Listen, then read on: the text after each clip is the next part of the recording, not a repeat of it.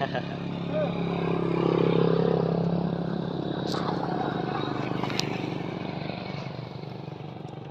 ่ะกราบทักทายสวัสดีและสวัสดีพ่อแม่พี่น้องเมื่อสุขสุขคนพี่น้องเอ้ยมื้อนี้บ่าวันก็สิได้เดินทางไปเขื่อนพี่น้องเข้าป่าหาอยู่หากินอีกคือเก่าเช่นเคยพี่น้องเอ้ยก็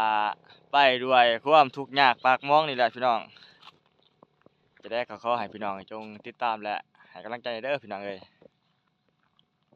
เพื่อมีกำลังใจในการเฮ็ดคลิปพี่น้องแต่ก็แต่ว่าก่อนสิไปนี่สิพาพี่น้องมาชมวิวก่อนพี่น้องเอ้ยนี่พี่น้องบรรยากาศทุกผู้พี่น้องอันที่ว่าแนมเห็นหันน่ะแม่นเมืองพะวงพี่น้องอยู่รวมพุ่นบรรยากาศสวยงามอยู่ตรงภูตรงฟ้าอากาศก็เย็นดีพี่น้อง